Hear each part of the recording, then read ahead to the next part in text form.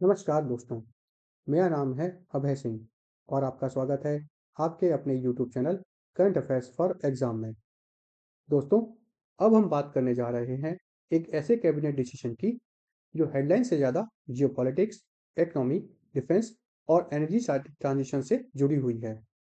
हाल ही में union cabinet ने 7,280 करोड़ की एक बड़ी स्कीम अप्रूव की है, जिसका नाम है scheme to promote sintered rare earth permanent magnet यानी REPM manufacturing scheme.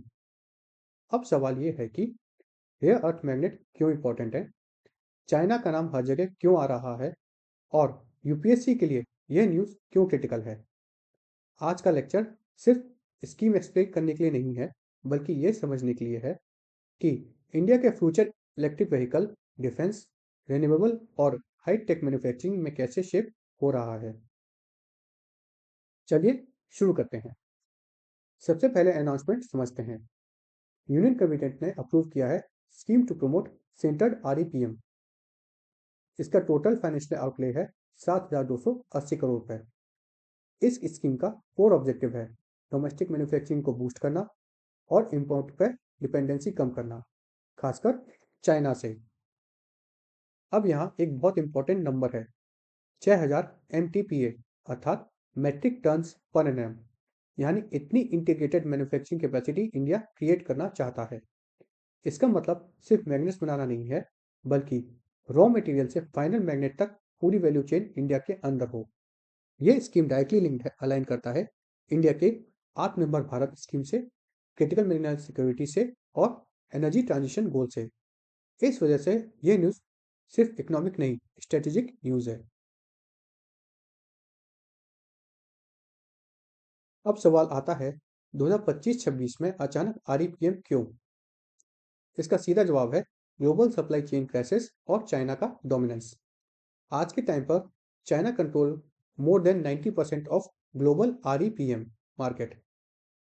Rare earth processing में और मैग्नेट मेकिंग में, दोनों में चाइना के पास पूरा कंट्रोल है और दुनिया जा रही है इलेक्ट्रिक व्हीकल्स की तरफ, विंड एनर्जी को प्रमोट कर रही है और इसका यूज रेयर अर्थ का डिफेंस और स्पेस टेक में भी पड़ता है।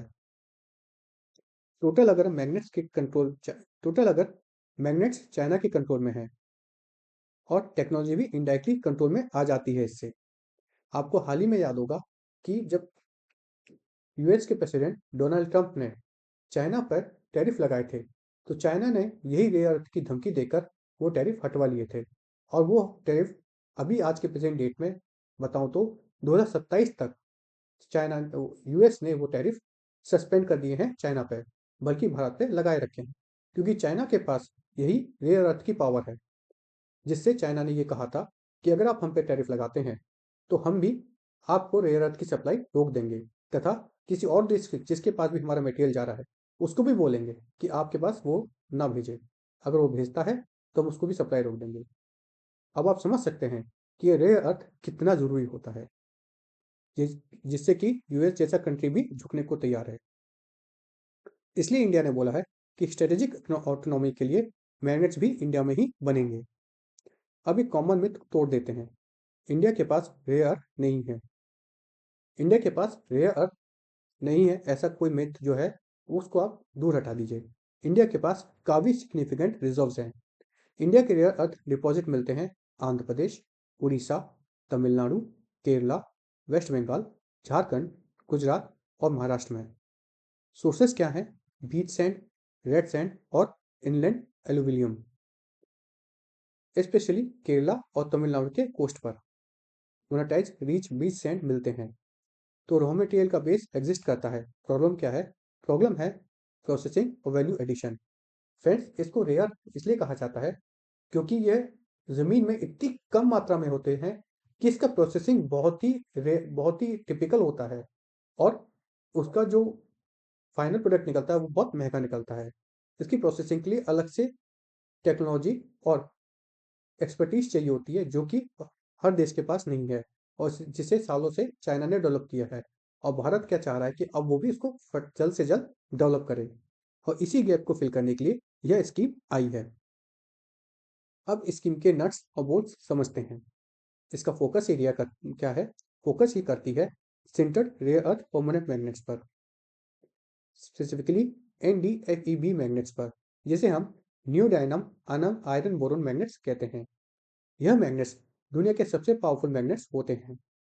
5 कंपनीज इसमें सेलेक्ट की जाएंगी जो कि ग्लोबल कॉम्पिटिटिव बिडिंग के थ्रू आएंगी। मतलब इससे ट्रांसपेरेंसी रहेगी, बेस्ट टेक्नोलॉजी मिलेगी और ग्लोबल स्टैंडर्ड्स मीट आउट होंगे। हर कंपनी को अलाउ होगा अप टू 1200 MTPA कैपेसिटी, मतलब कुल मिला के 6000 MTPA टोटल टारगेट जो रखा गया है उसको अचीव करने का।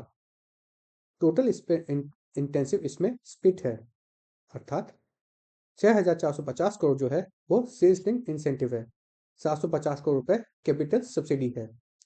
सेल्स लिंक इंसेंटिव का मतलब है जितना प्रोड्यूस और सेल करोगे उतना इंसेंटिव मिलेगा।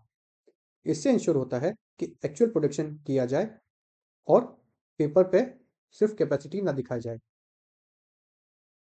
इससे हम करप्शन को भी खत्म कर सकेंगे। बहुत सारी कंपनियां ऐसी भी होती हैं जो सिर्फ पेपर पे अपना प्रोडक्शन दिखाती हैं।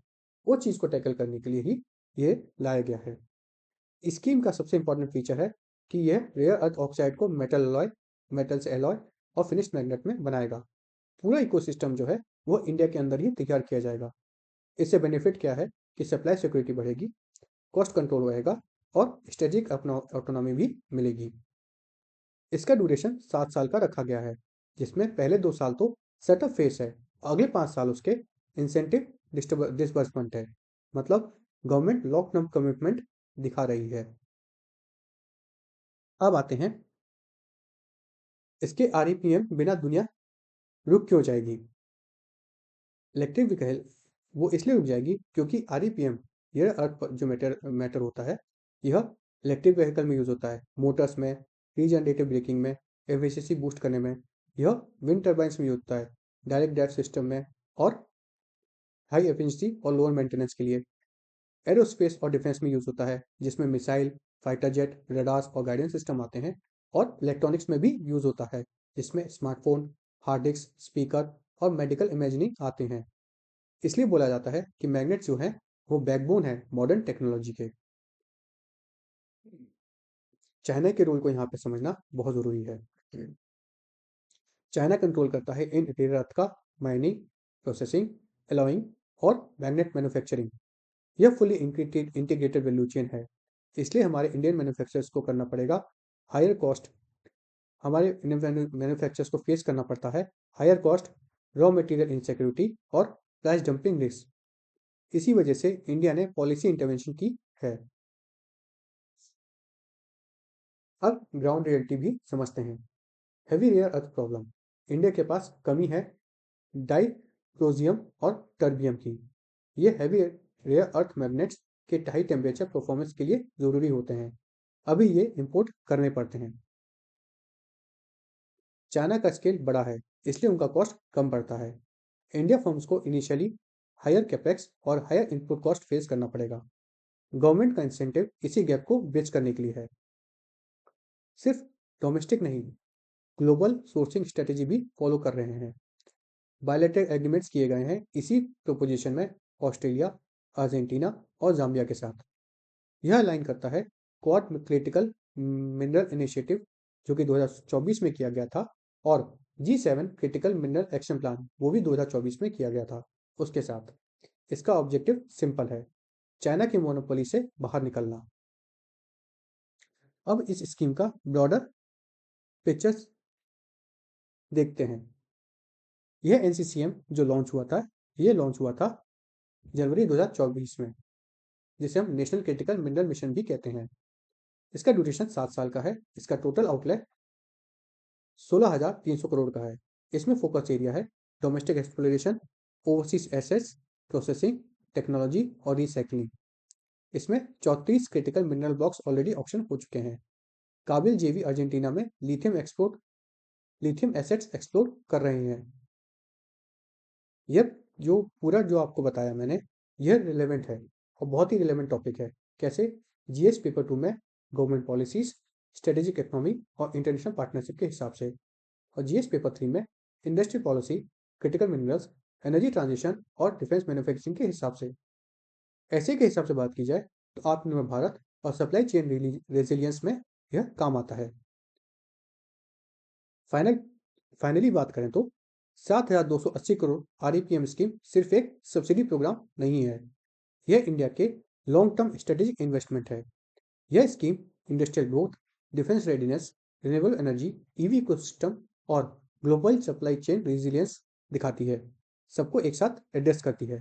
सिंपल शब्दों में कहें तो फ्यूचर टेक्नोलॉजीज का कंट्रोल जिसके पास होगा, पावर उसी के पास होगी। और इंडिया इस रेस में लेट नहीं, पर उसको सीरियसली लेकर एंटर कर रहा है। फ्रेंड्स, अगर आपको यह टॉपिक अच्छा लगा तो कमेंट करके बताइएगा तथा लाइक एवं सब्सक्राइब अवश्य कीजिएगा। धन्यवाद। जय हिंद, जय भारत।